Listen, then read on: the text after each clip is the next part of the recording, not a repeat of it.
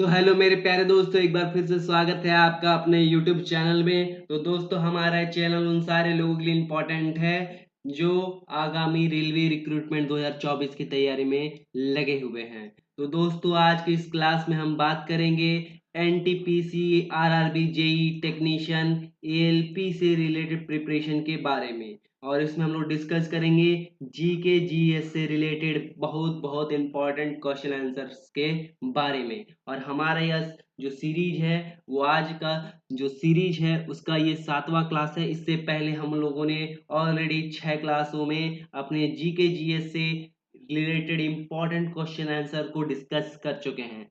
तो बिना किसी देरी का ये शुरू करते हैं। आज का जो हमारा पहला क्वेश्चन है वो है दंत क्षय का कारण क्या है। तो क्या पूछा गया है, दांतों का जो क्षय होता है, दांतों का जो सड़ना होता है, उसके पीछे का जो रीजन होता है, उसके पीछे का रीजन क्या है। तो उसके पीछे का रीजन है बैक्टीरिया। बैक्टीरिया जो है दांतों के क्षय होने का कारण होता है।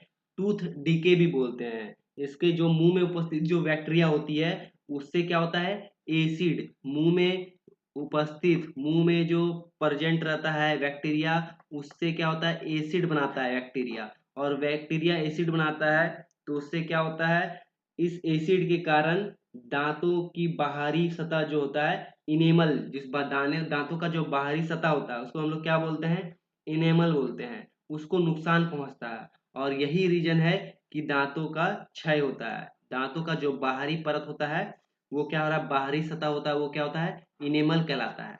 इनेमल के कारण जो होता है, इनेमल को नुकसान पहुंचता है। इसी से क्या होता है, दांत सड़ने लगते हैं, दांतों का क्षय होता है। और विषाणु के रिलेटेड रोगों की बात करें तो विषाणु से होने वाले रोग में आता है मलेरिया। क्या होता है, विषाणु से होने वाला रोग क्या है, मलेरिया है। और क्या है, पोलियो। पोलियो भी क्या होता है, विषाणु से होता है। पोलियो भी क्या होता है, विषाणु से होता है। इसके अलावा स्वाइन फ्लू, स्वाइन फ्लू भी क्या होता है, स्वाइन फ्लू भी विषाणु से होने वाला रोग है। अगर कवक के से होने वाला रोग बोले तो दाद, नाखून का सड़ना, ये सब क्या है, कवक से होने वाला रोग है। बढ़ते हैं अगले क्वेश्चन की तरफ दोस्तों। ये क्वेश्चन पूछा जा चुका है। क्वेश्चन है oil of vitriol, oil of vitriol का रासायनिक नाम क्या है। क्या पूछा गया है, ऑयल ऑफ विट्रोल का रासायनिक नाम क्या है। तो इसका सही आंसर हो जाएगा सल्फ्यूरिक एसिड। सल्फ्यूरिक एसिड जो होता है उसको ऑयल ऑफ विट्रोल बोलते हैं। इसका फॉर्मूला क्या होता है, H2SO4। H2SO4 जो होता है वो ऑयल ऑफ विट्रोल यानी सल्फ्यूरिक एसिड का रासायनिक सूत्र होता है, फॉर्मूला होता है। इसके अलावा कैल्शियम हाइड्रोक्साइड, ये क्या है, कैल्शियम हाइड्रोक्साइड क्या होता है, CaOH का होल टू, CaOH का होल टू जो होता है वो कैल्शियम हाइड्रोक्साइड का फॉर्मूला है। इसको हम लोग क्या करते हैं, बुझा हुआ चूना भी कहते हैं। कैल्शियम हाइड्रोक्साइड को क्या बोलते हैं, बुझा हुआ चूना।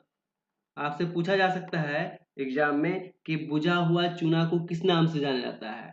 तो वो होता है कैल्शियम हाइड्रोक्साइड, कैल्शियम हाइड्रोक्साइड। इसके अलावा जो सोडियम क्लोराइड है, ये तो जानते ही हैं आप लोग, साधारण नमक को हम लोग सोडियम क्लोराइड बोलते हैं, जिसका फॉर्मूला क्या होता है, NaCl होता है। इसके अलावा मिथाइल अल्कोहल का फॉर्मूला क्या है, CHOH जो होता है मिथाइल अल्कोहल का फॉर्मूला, जिसको वुड अल्कोहल भी कहते हैं। और ये बहुत ही खतरनाक होता है, बहुत ही जहरीला होता है। तो दोस्तों, हमारा क्वेश्चन क्या था, क्वेश्चन था ऑयल ऑफ विट्रोल का रासायनिक सूत्र क्या है। तो उसका फॉर्मूला, उसका रासायनिक नाम क्या है, उसका रासायनिक नाम है सल्फ्यूरिक एसिड, जिसको हम लोग H2SO4 भी कहते हैं।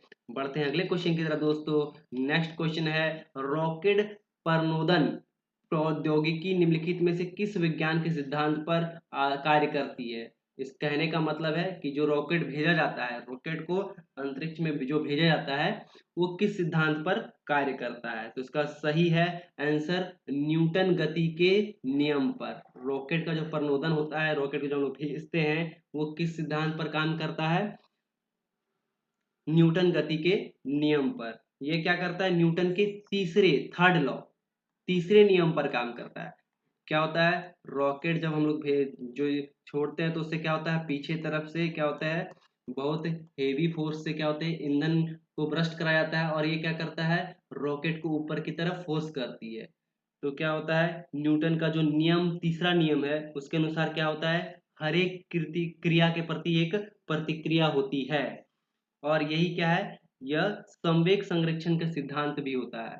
ये क्या होता है, संवेग संरक्षण का सिद्धांत पर भी कार्य करता है, सेम ही है।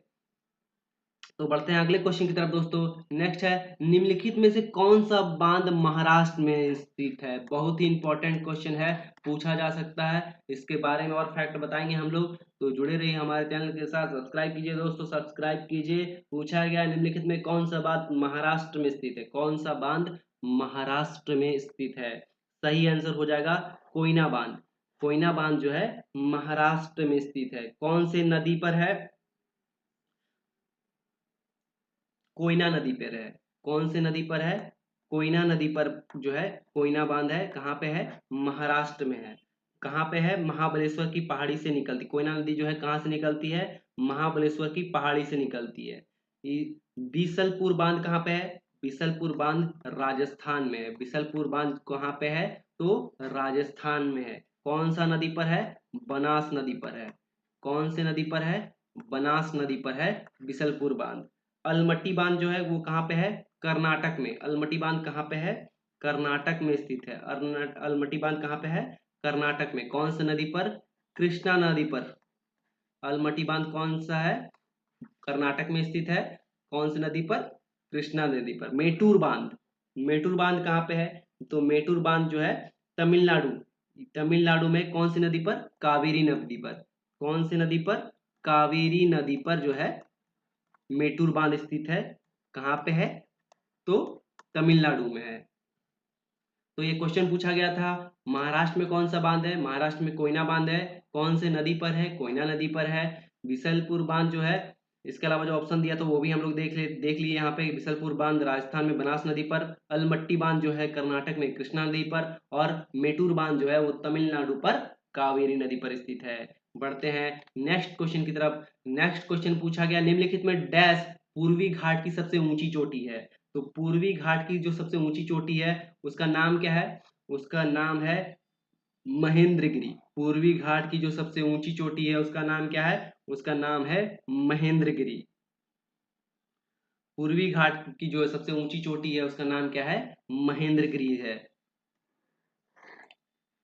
ये भारत का ये है, इधर में आता है बंगाल की खाड़ी और इधर में आता है अरब सागर। तो इस तरफ जो पहाड़ी है वो क्या आता है, पूर्वी घाट कहलाता है। इस तरफ जो आता है वो पश्चिमी घाट कहलाता है। तो यहाँ पे पूर्वी घाट के बारे में पूछा गया है। तो पूर्वी घाट की सबसे ऊंची चोटी का नाम जो है वो क्या है, महेंद्रगिरी है। अगर पश्चिमी घाट की सबसे ऊंची चोटी पूछता, अगर पश्चिमी घाट की सबसे ऊंची चोटी के बारे में पूछा जाता तो अन्नामुडी, अन्नाईमुड़ी जो है वो पश्चिमी घाट की सबसे ऊंची चोटी है। कहाँ पर स्थित है, केरल में। कहाँ पे स्थित है, केरल में। पश्चिमी घाट की सबसे ऊंची चोटी पूछा जाता तो वो कौन है, अनाईमुड़ी जो है पश्चिमी घाट की सबसे ऊंची चोटी है। कहाँ पे स्थित है, केरल में स्थित है। अगर भारत की सबसे ऊंची चोटी की बात करें तो वो कौन है, केटू यानी कंचनजंगा। कहाँ पे स्थित है, सिक्किम में। कोई किस राज्य में स्थित है, सिक्किम में स्थित है। कौन सा, भारत की सबसे ऊंची चोटी कौन सा है, कंचनजंगा है। कंचनजंगा भारत की सबसे ऊंची चोटी है। दुनिया का सबसे ऊंचा पूछा जाए तो माउंट एवरेस्ट। कौन सा है, माउंट एवरेस्ट है। कौन सा है, माउंट एवरेस्ट। कहाँ पे है, नेपाल में है। और इसको नेपाल में क्या बोलते हैं, इसको नेपाल में सागर माथा भी बोलते हैं। नेपाल में इसका नाम क्या है, सागर माथा भी बोलते हैं। बढ़ते हैं अगले क्वेश्चन की तरफ दोस्तों। नेक्स्ट क्वेश्चन जो है, किस अनुच्छेद के तहत भारत के संघ लोक सेवा आयोग की स्थापना की गई। किस अनुच्छेद के तहत भारत के संघ लोक सेवा आयोग की जो है स्थापना की गई है। तो इसका सही आंसर है 315। अनुच्छेद 315 के तहत जो है भारत के अनुच्छेद 315 के अंतर्गत जो है संघ एवं राज्यों के लोक सेवा आयोग का जो है गठन का प्रावधान है। कौन सा अनुच्छेद, 315। 315 साथ ही इसके अंतर्गत संघ एवं राज्य का यह कर्तव्य होगा कि वो अपनी अपनी सेवाओं और नियुक्तियों के लिए संघ लोक की स्थापना करें। तो स्थापना से रिलेटेड जो संघ लोक आयोग से की स्थापना से रिलेटेड जो अनुच्छेद है वो कौन सा है? 315 है। सही आंसर हो जाएगा दोस्तों 315। बाकी अनुच्छेद की बात करें तो अनुच्छेद 250 जो है वो संसद को आपातकाल की घोषणा के दौरान राज्य सूची में जो भी कानून बनाना पड़ेगा उससे रिलेटेड है। कब? राज्य सूची में जब क्या करता है केंद्र यानी संसद, संसद में जो राज्य सूची में संसद द्वारा जो परिवर्तन करना होता है कब? आपातकाल के दौरान। यहाँ पे ध्यान देने वाली बात है आपातकाल के दौरान राज्य सूची में कौन परिवर्तन करता है?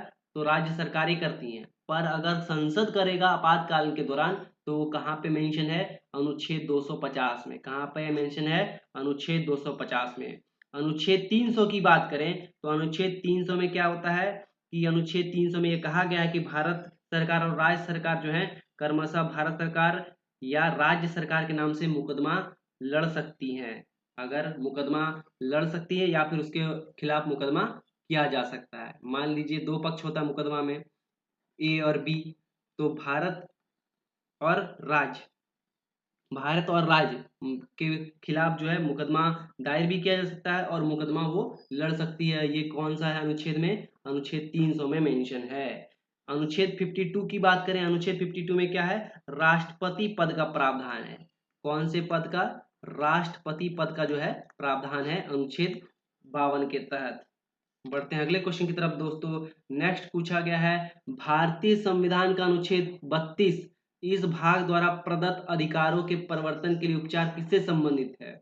तो अनुच्छेद 32 जो है वो किससे संबंधित है? भारतीय नागरिक के मौलिक अधिकारों से संबंधित है। क्या है इसमें?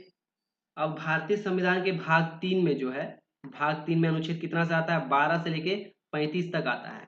तो इसमें क्या है? मौलिक अधिकारों से संबंधित है। अभी क्या किया संविधान जो निर्माण किया उन्होंने क्या किया? मौलिक अधिकार तो दे दिया, अब उसका सही से लागू हो रहा है कि नहीं उसको देखने के लिए कौन सा है? अनुच्छेद 32 है कि इन अधिकार का जो अनुच्छेद भाग 3 में अनुच्छेद 12 से 35 जो मौलिक अधिकार हैं उनका सही से लागू हो रहा है कि नहीं। कहीं वो लागू बोल तो दिया गया कि मौलिक अधिकार मिलेगा पर वो मिल रहा है कि नहीं मिल रहा है। तो इसको लागू करने के लिए क्या है? अनुच्छेद 32 को जो है संवैधानिक उपचार का जो है प्रावधान किया गया है। तो जो क्या है खुद एक मौलिक अधिकार आता है, जो क्या है भारतीय नागरिकों के लिए खुद एक क्या है मौलिक अधिकार है। तो इसका सही आंसर हो जाएगा भारतीय नागरिक को मौलिक अधिकार। बढ़ते हैं अगले क्वेश्चन की तरफ। नेक्स्ट क्वेश्चन है बहुत ही इंपॉर्टेंट क्वेश्चन दोस्तों, VVI बहुत ही इंपॉर्टेंट क्वेश्चन पूछा गया है। अभिनव भारत नामक संस्था की स्थापना निम्नलिखित में से किसने की थी? क्या पूछा गया है? अभिनव भारत संस्था की स्थापना निम्नलिखित में से किसने की? तो सही आंसर हो जाएगा विनायक दामोदर सावरकर। अभिनव भारत की जो स्थापना की थी वो किसने की थी? विनायक दामोदर सावरकर ने अभिनव भारत नामक संस्था की स्थापना की थी। बढ़ते हैं नेक्स्ट क्वेश्चन की तरफ। नेक्स्ट पूछा गया है कंबोडिया में स्थित अंकोर वाट का सुप्रसिद्ध विष्णु मंदिर का निर्माण किसने करवाया था? कहाँ पे स्थित है? कंबोडिया में कौन सा मंदिर? अंकोर वाट का जो सुप्रसिद्ध विष्णु मंदिर है उसका निर्माण किसने करवाया था? तो इसका सही आंसर हो जाएगा सूर्यवर्मन द्वितीय। सूर्यवर्मन द्वितीय ने जो है कंबोडिया में स्थित अंकोर वाट का सुप्रसिद्ध विष्णु मंदिर का निर्माण करवाया था। तो इसी के साथ मिलते हैं नेक्स्ट वीडियो में, तब तक के लिए थैंक यू दोस्तों। सब्सक्राइब करें, अगर वीडियो पसंद आया है तो लाइक करना ना भूलें।